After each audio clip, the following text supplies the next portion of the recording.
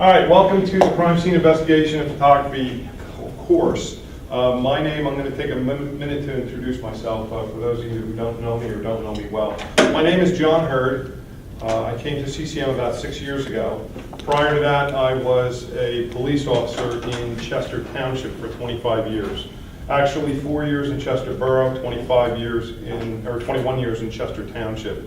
And during that time, I was a detective for 5 years. So I had come here to CCM, I had some background in teaching, and I was able to parlay that education and my teaching at the academy, the police academy, and that, I was able to parlay that into an opportunity to teach the youths what they need to know about criminal justice. And since the topic of conversation today is learning to life, we're going to get into that and explain to you how what we teach is very applicable to what we're doing in the field. I'd like to take a moment to turn it over so that Dr. Solomons can introduce himself as well. Bill Solomons. I've been with CCI for a couple of years now. I'm the newest faculty member. My background professionally is almost 26 years in law enforcement.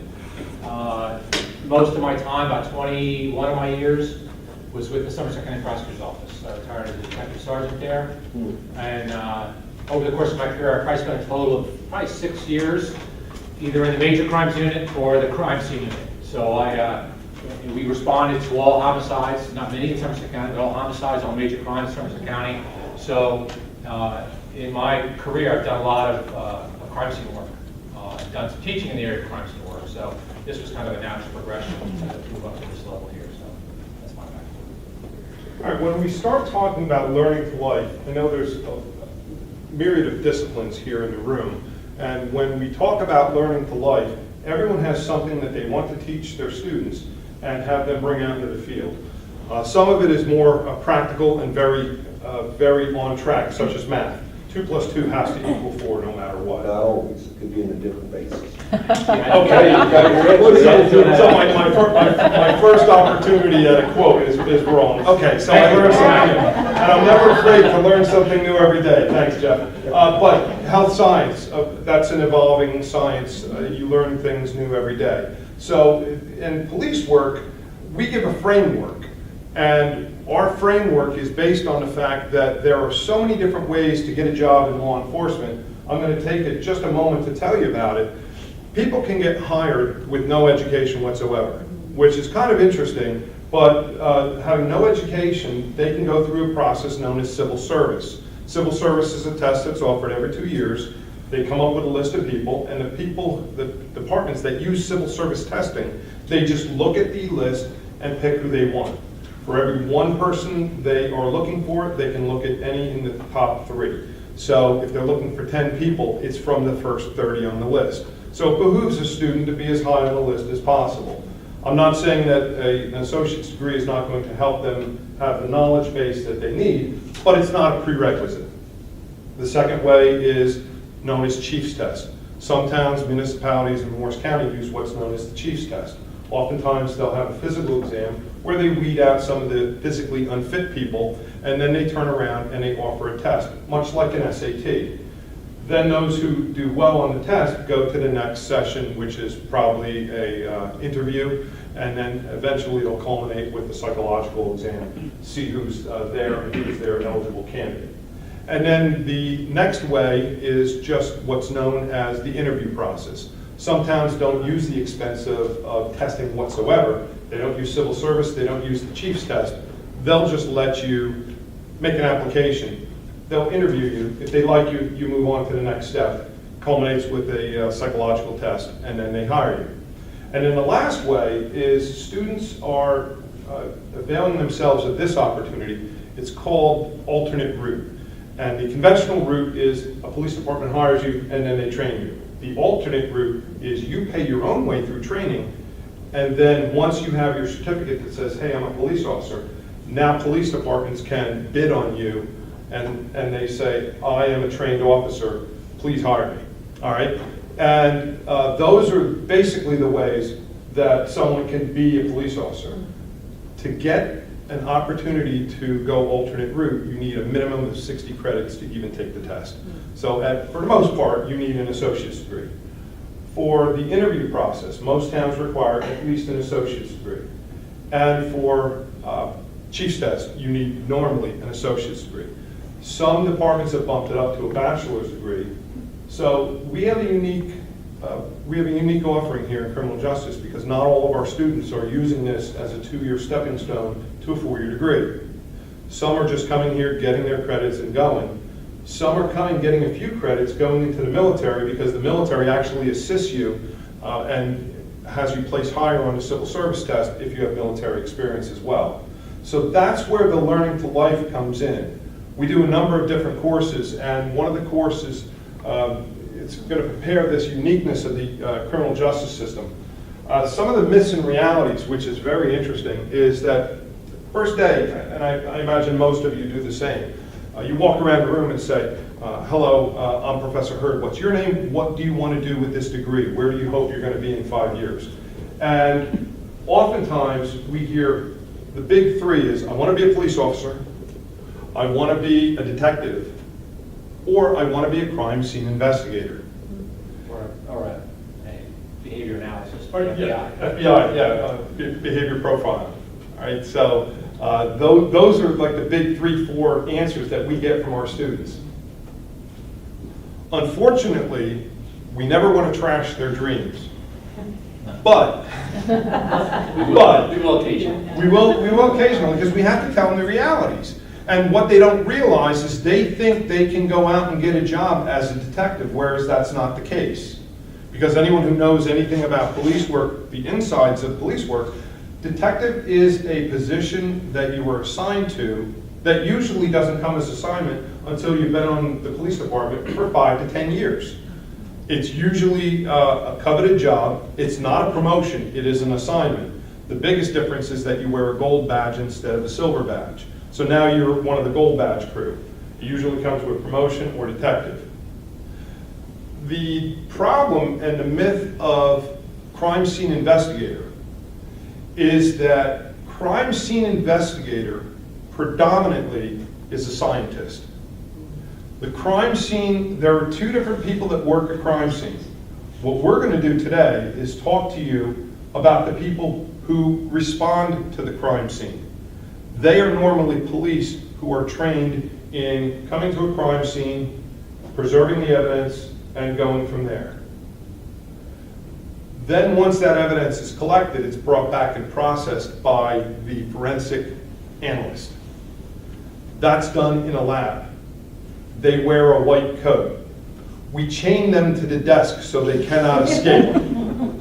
They are not the people in the field. And the myth versus the reality is that TV portrays it as if the person is going to come out, put on their gun belt, come to the scene of the crime, process it, then collect all the evidence, run back to the lab, analyze it, figure out who done it, and then put their gun belt back on, run back out, and go arrest the guy. And believe it or not, they do that all in 60 minutes, which is great for TV. But it's not great for reality. And the problem is sometimes these students are a little bit influenced by what they see in entertainment. And entertainment, we've learned, is not reality. Right? So we've found over the time that there are connections to many other courses. And we'll get into some of those as we develop the crime scene. But we are talking about the connection today with photography. We're going to be talking about the connection with forensic science. And obviously crime processing is a lot about forensic science. But there's a lot of what we teach to our students coming in because we don't need a patrolman to come in and trample the scene and taint the evidence before the detective gets in to actually collect the evidence to go for processing. Pretty good? Yeah. All right. So first, the reason for signing in, the importance of that is there was no obviously requirement to do so. It was to demonstrate the first rule of crime scene investigation is that it's a crime scene, and what's here is pristine until somebody enters it. What you kind of have to remember, and this is, one of the first criminologists, scientific criminologists, was a guy named Evan Locard, and Locard came up with this exchange principle. which said that it's impossible to come into contact within any environment without changing it in some small way, either by adding to it or taking something away. So by entering here, we had a pristine crime scene. We had everything that could have been there at the time the incident happened. Just by walking in, you've changed it, right? Your hairs are falling out all the time. For some of you, falling out a little more rapidly. I wasn't looking at, yes. So, at least I've gotten it before. You've changed, you've touched things, right? We'll talk about fingerprints. So the idea is you have to control the crime scene as best you can. You can never, crime scenes don't happen in a vacuum. You can't hermetically seal it and say, okay, we know exactly what's there was there at the time it happened. So we have to control who comes in. And the main reason why that crime scene log is important is not necessarily to stop someone from coming in, per se. I think that those of us in law enforcement would say the crime scene log's main role is to keep people out that shouldn't be in there. Because once a town gets a major crime, like a homicide, they don't see those very often. And the old rubbernecking thing, everybody wants to come and see it. Like Philadelphia with the Metro, they're telling people to stay away. Everybody wants to look. So just because they're police chiefs or lieutenants or captains doesn't mean they want to come look too. Because they want to have a story to tell over a beer the next time they're out with somebody. So by putting your name on this sheet, you're saying to, and the officer hopefully is making this clear, this is part of the file, the case file. This is part of what the defense gets when there's a prosecution. So when the prosecution says, hey, I want to see who was at the crime scene, because that's what they're going to go after. Ever since O.J. Simpson, those of you old enough to remember O.J. Simpson, this is where forensic science changed, dramatically. Every defense attorney became an expert in forensic science, even though they had no idea what they were talking about. No idea, because they all watched the trial and they said, oh, that's a great thing, I'll start using that in my trial. But it was several years before they actually got sort of in tune to how to use it in their defense. What the crime scene log does is says to people, hey, now you're part of this file. Now you're subject to subpoena. You threaten somebody to subpoena to come to trial because your name's on a report someplace. Most people are going to step back and say, yeah, I think I don't need to be in there. They don't want to get in that trick back. So it controls the people that come in, it logs the people that come in, and it also provides a defense with the names of the people that were there. And for the most part, that stops people from coming in. I mean, as a sergeant, as a detective, as a patrol officer, if your chief says, I'm coming in, they're coming in, right? It's out of your hands, there's nothing you can do about it. But this at least helps prevent some of the other people from entering the crime scene. Once you see this, once the scene is here, then it's time to start thinking about processing it. And when we talk about the multidisciplinary approach, I think probably any department here, you could raise an issue and I could say, well, there's a connection to the crime scene. I mean, obviously sociology and history, and psychology, and all of these areas. Nursing, I mean, we talked about lividity and rigor mortis and body temperature. I mean, all these things are connected to the crime scene. So we try and bring it as much as we can from an interdisciplinary approach to say, hey, there's connections to everything. It's not, this doesn't just happen. I mean, there's things you have to understand. You don't have to be a scientist to do it because you're not working in a lab. But there are some things you should know. You should know what a scientist has got to do, how they're going to process the evidence.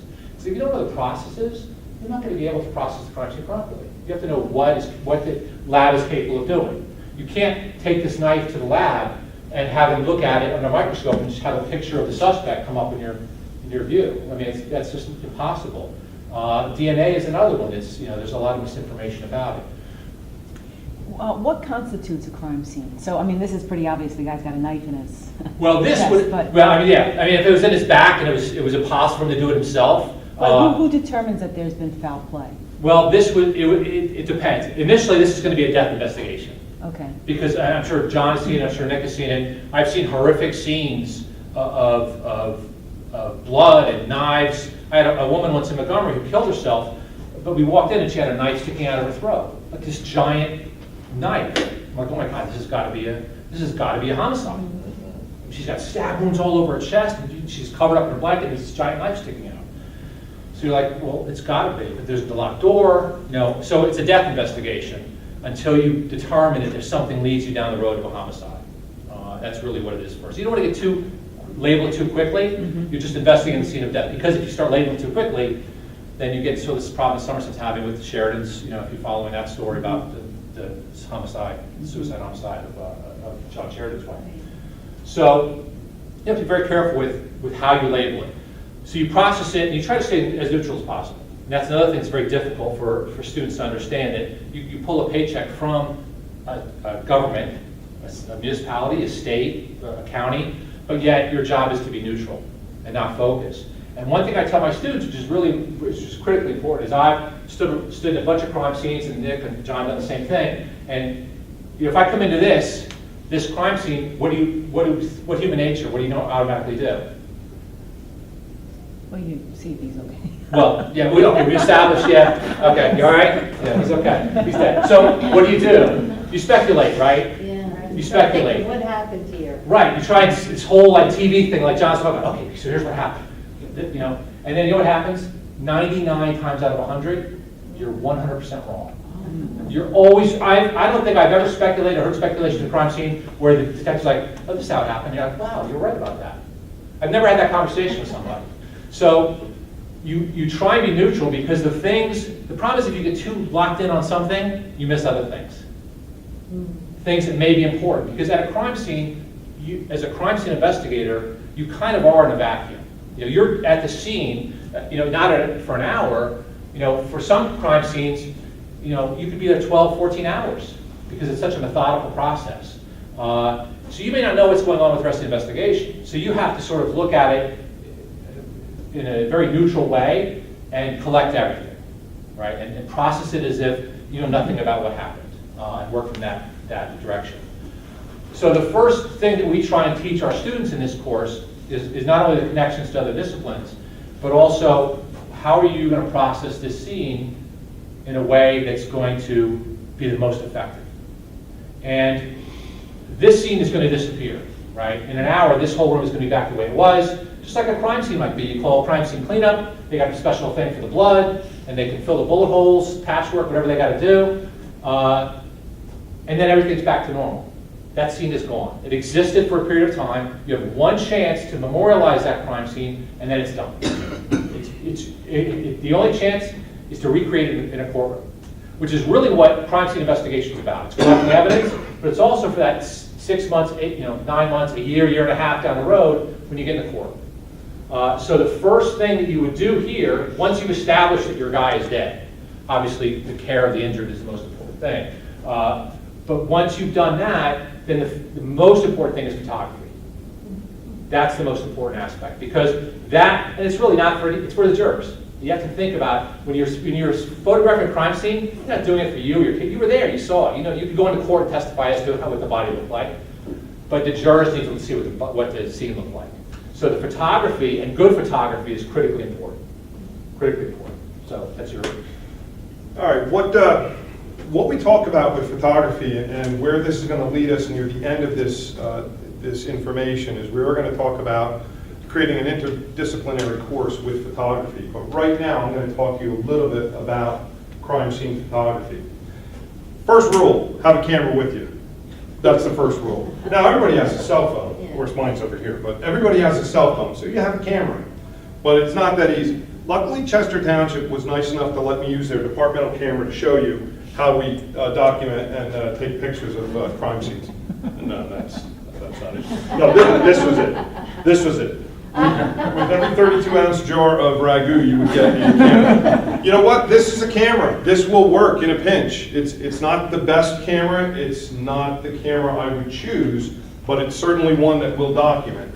As Bill said, what we're doing is we're memorializing the picture, because a picture is worth 1,000 words. And 6 months from now, I can't remember whether the wallet was here or there. I can write a report that said, as the body was lying, I saw the wallet near his calf on the left side of the body as it was facing up. That sounds very descriptive. But if I were to just take a quick picture and boom, I got it, now all of a sudden I can show a picture. If it's something where I have to show some detail, I might want to show it in an 8x10 or a 5x20 or make a poster size of it. One of the things they say is you don't want to sensationalize a crime scene. So a lot of times attorneys will be very cautious if a scene is exceptionally bloody they won't allow pictures of blood and gore, or if they do, they will make you print them and posterize them in black and white so it doesn't inflame the jury, because that's very common. What would happen is, if I were to photograph this crime scene, the first thing I would do, believe it or not, I would start out here. My first pictures would be outside. They wouldn't even be of the room. They would be of the street address, the DH 110. So I've documented that I'm in DH 110. Then I would probably get where Bill is. I would go as wide angle as possible, and if possible, I would get a shot of this corner. And if I have to take it in multiple shots, that's fine, I'll do it. I'll do what I need to do. But then I replicate that in all four. So what I'm doing is I'm saying, at its most general, this is what I'm taking pictures of. Now I finally get into the area where the crime scene is, and I want to take either singular or multiple pictures of the crime scene in its progression. Then as I get a little bit closer, I may want to document something, and I may want to document that knife. So I want to get down here and take the picture of the knife, or take the picture of the face, or the body is not laying on the ground, so obviously there's a little bit of lividity and rigor mortis, so I want to take pictures of that. Whatever the case is, I want to take the pictures of the evidence, and what Bill had indicated is it is pristine. Right now, all I'm doing is putting some footprints in it, but I'm not altering anything. I'm not touching anything, and that's the important component of crime scene photography, to not touch anything. Back in the good old days when we had film cameras, the problem was if your camera was set wrong, or if you didn't know how to use your camera, you're taking a bunch of pictures that getting rolled on the little spool, and you have no idea how the pictures turned out until the time that you bring them to the crime lab to have them processed. In the digital age, it's much easier. But still, whether it's digital or whether it was film camera, they had a theory, one case, one roll, which meant that if it was a film, I put that canister in there and I start working until I'm done. It might be 2 rolls, 3 rolls, 4 rolls of film, but when I'm done, I pull those and send all 4 of those to the crime lab. I wouldn't mix cases, because this might be a homicide, and I only get halfway through there, or a third of the way through the last roll. If I left that in, number one, I didn't get it processed at the same time, and there's always a chance that something could have damaged it. But the second more important reason is, what if my next call in the day was a sexual assault, where I had to take pictures of someone who was sexually assaulted and then murdered? Well, now this person, this attorney wants these pictures. And I tell him, hey, we're only going to give you a picture up till number 12 on this roll of 36. We're not going to give you the rest of them, because that's a sexual assault. It has nothing to do with you. Well, in the theory of transparency, you have to be able to show that all those pictures were from a different case. So that means you're showing them to an attorney. And he's not entitled to those sexual assault murder cases. He's only entitled to the ones that he's entitled to. But his argument, if you don't give him picture 13 through 26, he's going to make the assumption that those were the ones that were going to exonerate his client. So therefore, that's why you withheld them. And I'm saying, no, but I'm a police officer. I would never do that. It's because it's a different case. It's a losing argument. So the idea, and now with the invention of digital, this is great. And also with digital, that's why you're not snapping pictures on your iPhone.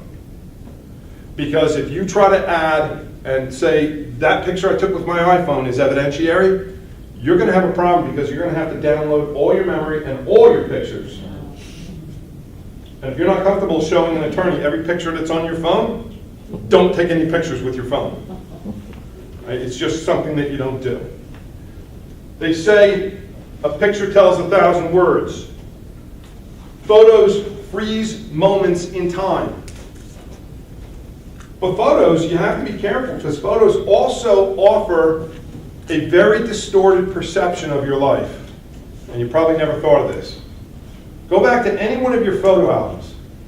Everybody is smiling. You're at Aunt Bessie's picnic. You're at the shore.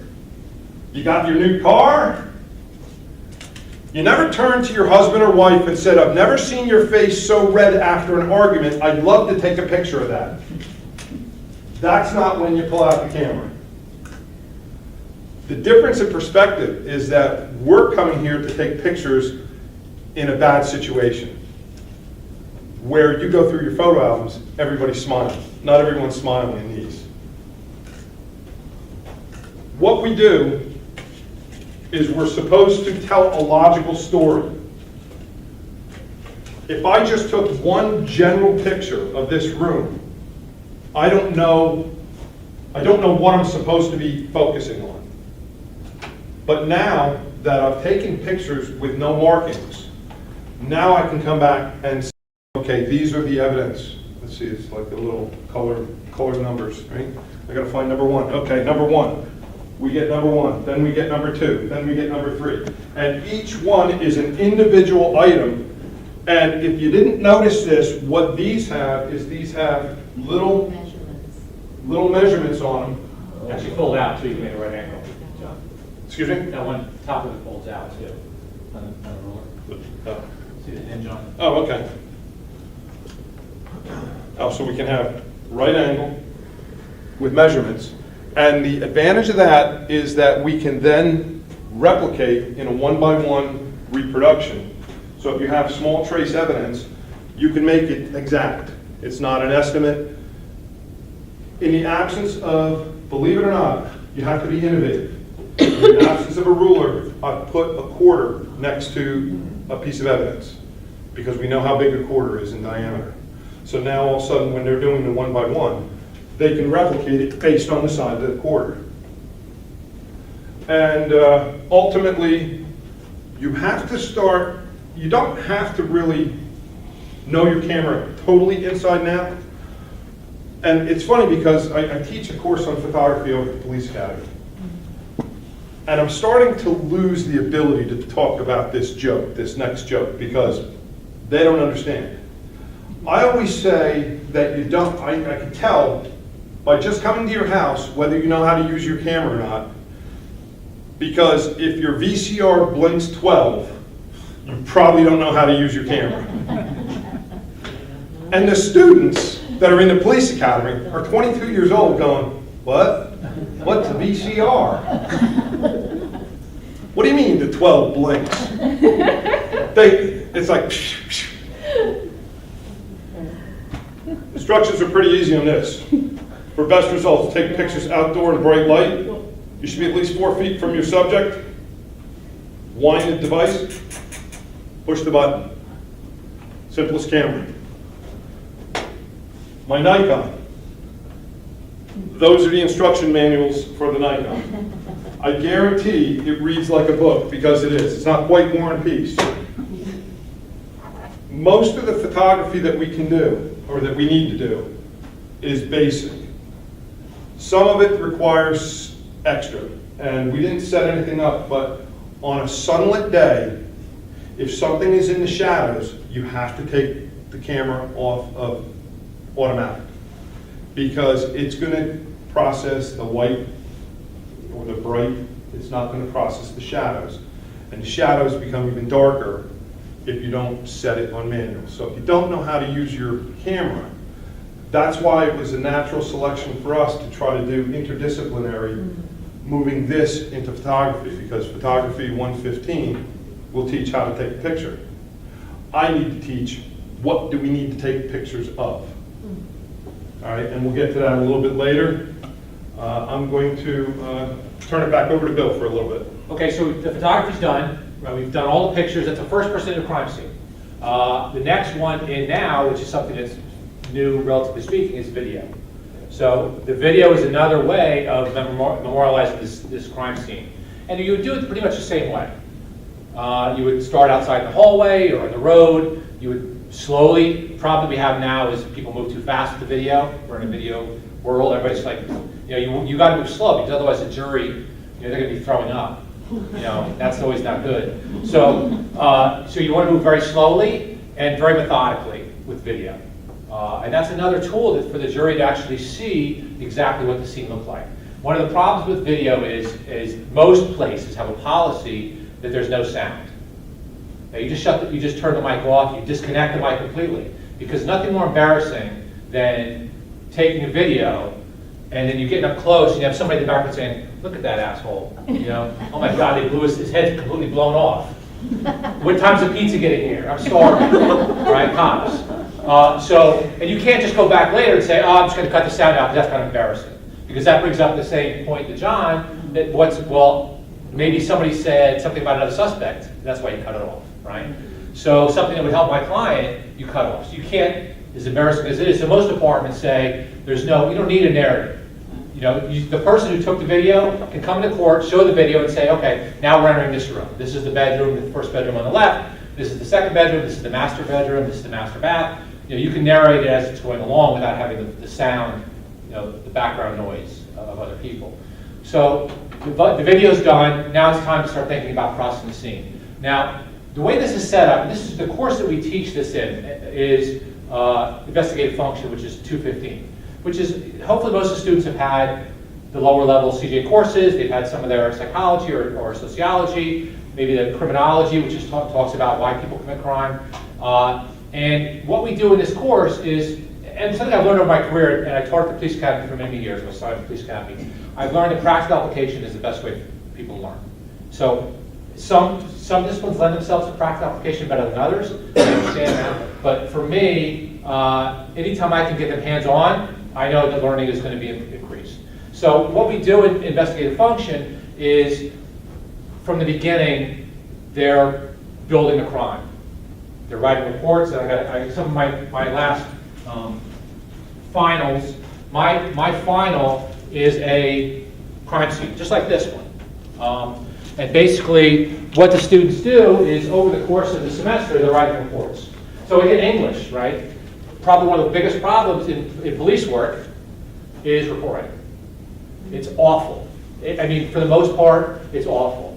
And unfortunately, when you hear good things about police officers or bad things, it has to do with how they write reports.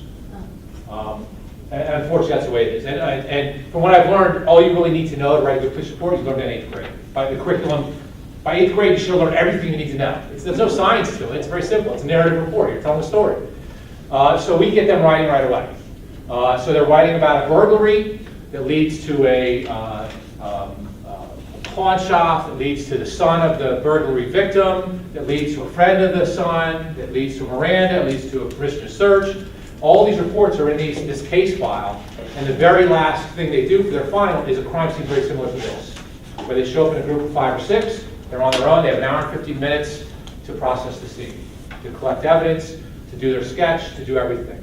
And that's kind of what you have there, some of the better ones I've gotten. And English, there's going to be some problems there, obviously. So, but the idea is they get an idea of what's involved in it. So, as far as the evidence and the collection of evidence, the question before is, how do you know it's a homicide? Well, how do you know something's evidence? In reality. Is this evidence? Because I picked this up and put it in a bag, does that mean it's evidence? Not really. The court determines what's evidence. I could have this knife, this gun, I could collect this gun from the medical examiner, because it's attached to the body, anything attached to the body goes with the body to the medical examiner's office. And I could bring it to court, and the prosecution would say, you want to introduce this piece of evidence, and the court could, for whatever reason, say, no, it's not being admitted evidence. So really the court decides what's evidence. All you do is collect it, thinking it's relevant, and then go from there. And another myth versus a reality is John talked about TV. The collection of evidence, for the most part, when you see it on TV, what do they put the evidence in? Bag. A plastic bag, right? Why do they do that? That's completely opposite what you should do at a crime scene. Completely opposite. But they do it because why? So we can see it. So you can see it, right? It's It's for the TV audience. Yeah. I found the gun, right? I mean, it doesn't play well on TV. But in reality, this is what you use. It's a paper bag. And the reason for that is that evidence could be moist. You have moisture on evidence, and this will, being a porous surface, will air dry, which is what you want evidence to do. If I put something that's wet into a plastic bag, it's going to stay wet, it's going to mildew, it's going to alter the evidence, especially if DNA is involved. So that's another one of the myths versus realities. You'll almost never see anyone collect evidence in a plastic bag. It's always going to be paper, even if it's wet. You could take it, put it in paper, and then in a plastic to transport it. But once it comes to where it's going, it's going to be airdropped. I mean, that's the most important thing. So determining what's evidence, and then the sketching. And sketching is it's funny, because last time I did this with students just in the last semester, I had a student who was a pretty good student. They were sketching for an hour, and like, oh, this is boring, I could never do this. I'm like, well, good, then you can, maybe you find another major or some other area that you like, because an hour is, I mean, a minimum. I mean, this would probably take, I mean, by the time we walked into this now, we probably wouldn't be out here till tonight. Yeah. I mean, midnight. I mean, it just takes that long to do it. So some of the myths and realities for our students is I want to process crime scenes to see on TV. Well, it's not an hour. You're going to be there. It's tedious. Sometimes it's very hot. It's very cold. Sometimes it's outside. You have the elements. So, it's not for everybody. But this gives them a good idea of what to expect. So we would have them sketch this crime scene. You can see in the reports they did sketch the final crime scene. Generally speaking, how they would do it. And then it's a matter of evidence collection. And then it's a matter of picking these items up, giving them whatever identification you assign to them, and packaging them properly, and then transporting them to wherever it needs to go. And in this case, you have about 20 pieces, about 20 pieces of evidence. That's low. I mean, if this was, I've had cases of over 100, 200, 300 pieces of evidence we've collected from houses, because you really don't know, right? You don't know at the time. You can't really go back and say, oh, we forgot something. We didn't know this was going to be important. So we go back and get it. That's pretty embarrassing. So the crime scene that the students do here involves a lot of different disciplines, a lot of patience, and it tries to create that hands-on practical that I think is so important in retention. Right? And turning, if they really are interested, they want to do crime scenes. Well, here it is. If you can't handle an hour doing this, then maybe another area is more appropriate for you. Now, a local detective will ultimately be trained in some of this. But even though I was in the detective bureau and I was trained how to do this, I wasn't the one who did it for Chester Township. And now I would never just put it in my hand, but I would pick it up. I would try to pick it up like this. Now, chances are there are no fingerprints on this shell casing, but there could be. A lot of times, just the act of firing it could have heated it up enough to dry up the oils that were there, which is what fingerprints are. Well, what I'm going to do is I'm going to just pick up a couple of shells to pass them around, because I had just had the fun task of going to the shooting range the other day for Professor Anastasia. And what I did was I gave him, or he asked me to bring some bullets, shell casings, shell casings. And what these shell casings are going to do is you can look at them, determine whether they're from the same gun, whether they're from different guns, and also, just like a fingerprint is unique, so is the firing pin of the gun. So are the markings for the extractor. So firing a gun or firing multiple bullets through the same gun, you should be able to turn them, hold them next to each other, look at them. And I mean, I think the ones over here are different calibers, so obviously, that's pretty obvious it's 2 guns. And now, we know there's a gun on the scene. We're going to shoot this and we're going to get a shell casing from this gun to compare it to the ones, because were the shell casings in the crime scene, did they belong to this gun? Did he even shoot the gun? Well, we know there was at least a 40 caliber and a 9mm, and we only see the 9mm, so where's the 40 caliber? So now we know we have 2 people. So the question is, when you see multiple shots, was one person shooting 2 guns? Did this gun ever get shot? These are the questions that we come up with something as simple as bullets. Now, we're not really heavily involved in having a say in what goes on with forensic science. And that's great, because he's doing a wonderful job. Everything I hear from all my students, they really enjoy that class as they do many of the other classes in our curriculum. But ultimately, what happens is they will ask for that, the shell case, but also a gun fires a bullet, and I don't know if many of you know this or not, but it fires a bullet with a series of cuts in the barrel that are spiral. And what it does, it spirals the bullet much like a quarterback will throw a football. If you throw it without spiraling it, it just kind of lobs. If you put a spiral on it, it tracks. Same thing with a bullet. And those are unique to the gun. Because if I take a bullet out of my receipt, and then I find the gun later on, and I check the gun ballistically, I can determine whether the bullet came out of the gun by the different lands and grooves that were there that spin the bullet. I'm able to determine whether it came from, and that's conclusive evidence. That's not speculation. That's not. That's very, very, very definitive evidence. And now that also says, you know, like I said, we had 2 guns. We only found 1, so we're looking for the second gun on the grassy knoll. Who is the second gun? Do you want to? Well, just fingerprints really quick. Does everybody know what fingerprints are? You hear a lot about it. If you look at your fingers, any friction skin has these ridges. And the ridges have sweat pores on top of them. They're microscopic. And they secrete perspiration oils. So when you touch something, because they're on the pores are on the top of this friction skin, these ridges, you leave that liquid, that perspiration, oils, whatever, wherever you touch. And there's a few different types of fingerprints. I don't get into that too much. But the key is that, and we'll do some fingerprint stuff here, some kind of neat fingerprint stuff at the end. But the connection, again, we're talking about interdisciplinary, and this is our math connection. Why can we say that there's no 2 fingerprints alike? Matches are different. Right. Well, the issue with why they're different is it's how they determine fingerprints is, if you look at it, it's kind of hard to see, but there are certain what they call points, and all they are basically are. I have a picture coming up. Coming up. I'll show you a picture just real quick so you understand how they work. Is this friction skin has different what they call points. Can you put that light? Yeah, hit that. You know that'll probably do it.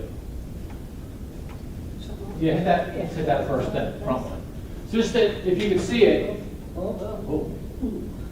Turn everything on. No, okay. Oh, there it is. Wait, that turned. It's killing me, Joe. Yeah, that's weird. That's weird. Yeah. I was supposed to be there. So if you look at this, if you look at your own, you're going to see like here, you see a ridge ending. You see a ridge ending here. A ridge just stops, just ends someplace. Sometimes ridges are together and they bifurcate into 2 ridges. Sometimes there's just a little dot, it's like a little island in the middle of nowhere. You can see a bifurcation kind of right here. You see a ridge ending here. So a fingerprint examiner, all they do is they go into their machine and they find all these little minutiae, these little points, and they get a certain number of them. And if you get a certain number and you have a suspect, and they look to say, they can say as an expert that that's the same person. Now we have an automated system now. It's called AFIS, the Automated Fingerprint Identification System. It does automatic. In the past, you had to go through by hand all these fingerprint cards and look for one that matches. Right? Now the computer that does it, that kicks out, will kick out 3 possible matches. Right? So you say, well, why does it kick out 3? It's an interesting fact. So if Chester Township, Chesterborough submits something to the state police and says, here, this is our suspect in our homicide, can you run it through the system and see if this guy's been arrested? And by the way, teachers, cops are all in the system too, right? Anybody's fingerprinted. Real estate. Nurses in the system. So you're not going to get away with it if you're in those fields. So you submit it, and of course, I mean, the computers, they can tell you which one is the right one. It's a computer, but it kicks out 3. Any idea why it would kick out 3? Certain percentage of the points match. Well, it's saying that all 3. These are 3 possible matches. It only takes a certain number of points. Well, that's a good point, but it doesn't really. I mean, I've heard of, they say 10 to 12 are generally enough, but I've seen people with 5 or 6. The court has never said you need X number of matches to say this is definitely the person. It could be less depending on the experience of the examiner. The reason why there's 3 is because you have the right, the constitutional right, to cross-examine witnesses, right? I can't rule the computer in the court if it kicks you out as a suspect, if you're a lawyer to cross-examine this computer. So it kicks out 3, so it says, okay, fingerprint examiner, here's 3, you pick which one it is. So the fingerprint examiner says, not that one, not that one. oh, here's our guy. So then that's the person that kicks it out. Now, going back to the math question, the reason why we can say definitively that that's a match is because, one, we've been doing fingerprints for a long time, since the early 19th century, late 19th century. And we've never found two people with the same. Right? Statistically, the probability, so what they're saying is the probability, I'm no math guy, so I'm a cop, the probability of finding two people that match exceeds the population of the Earth. Exceeds what? The population of the Earth. The same thing with DNA. When you talk about DNA matches, the possibility of having a match is 1 in 10,000. 1 in 6 planet Earths. I mean, it could go as high as that. So it's a probability issue. They just never found two people that are the same. Will they? Who knows what could happen? The odds obviously say that it's not going to happen. But that's where fingerprints, and like John said, some of these things are going to be difficult to process. Shell casings, maybe, I've seen it. The problem is that you talk about moisture, and in an explosion of a round leaving a gun, there's heat generated. So it's not going to hold that heat as much. And then it depends on how many the oils, because the oils on top of the perspiration will slow the evaporation process down, right? So it won't be as quick. So that's what we look at here. We look at different things, and like the beer bottles, obviously, they're easy, and it's a non-porous surface. It'd be very easy to process these for fingerprints. But you can't send a shell case, just get fingerprints off of it, right? Because it's extremely difficult. Weapons are very difficult because the cleaning, the way that they're made, and the cleaning solutions that's used to clean them are kind of resistant to fingerprints. So weapons are very hard to fingerprint. That's why sometimes you say, well, I took fingerprints off the gun, and you don't get it. Well, it's difficult, very difficult to do. I know identical twins have the same DNA. Did they have the same thing? No, They didn't. no, they don't.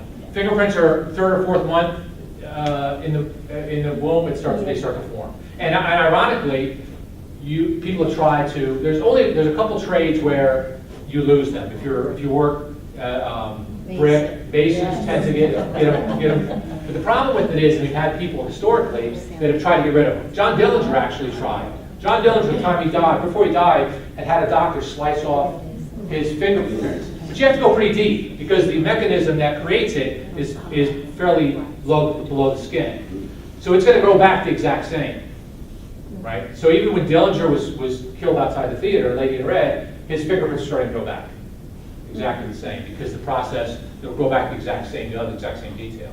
So trying to get rid of them is very difficult. Almost impossible unless you're like a mason. What about like burning them? Is that the same? Yeah, burning, but then again, burning, if you had someone that only had certain fingers, then you might know that person, that might limit that person. Plus, if you look down your skin, it generally goes lower. So even below the finger pad, there's still detail there that you might be able to identify. Another thing that's pretty interesting about fingerprints is if these are fingerprints, if you have a cut that goes right along here, it can now heal, and there's a definitive scar, and your fingerprints didn't line up the way they were in the beginning. And I don't have a fingerprint of one of mine, but on my thumb I have a scar where it shows that happens, where the fingerprint is off the lanes and grooves. And when we're actually looking at fingerprints to type them, you see this area down here. This is called the delta. And what they do is they count the number of ridges to the center. And then they look at whether it's going towards the ulnar bone or whether it's not. So that's going to ultimately, because when it loops in, around, and goes back out, it could be an ulnar loop if it's heading towards the ulnar bone. And it's not a non-ulnar loop if it's not. There's whirls, there's swirls, there's non-typicals, there's so many different patterns that actually the examination of fingerprints is a science in and of itself. One of the things that was interesting, Bill brought up DNA, and the day before Halloween, traditionally, I don't know, some people have a propensity towards busting pumpkins. I don't know what that's all about. We've actually had people in Chester call us, bring us out there, and ask us to check for fingerprints on the pumpkin skins because they saw it on CSI the night before that you can get fingerprints off of almost everything. And not 100% true, but there again, TV's not always accurate. before we get into anything else that we were going to do today, I'm going to just talk briefly about creating an interdisciplinary course. We saw photography. We saw it to be a perfect merge with criminal justice. And in working, and I know that's something that the college is very supportive of. The college is very supportive of two different disciplines working together and getting into a specific, a new course, if possible. I found difficulties with it, and I don't know how many are going to get ironed out, how many are not. I talked to Clay Allen, who's the head of that division right now, that department, and he had indicated to me that he right now has 2 Photo 115 classes. One of them is specifically tailored towards photo majors.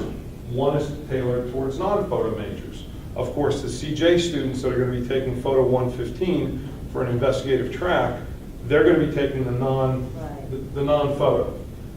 The problem is, I probably have 4 or 5 days, maybe 6 days worth of information to come in and guest lecture in his department. I'm now hurting his syllabus because I'm asking him to take 3 weeks out of his syllabus. We don't have enough CJ students to have a dedicated class just for photography for the CJ student.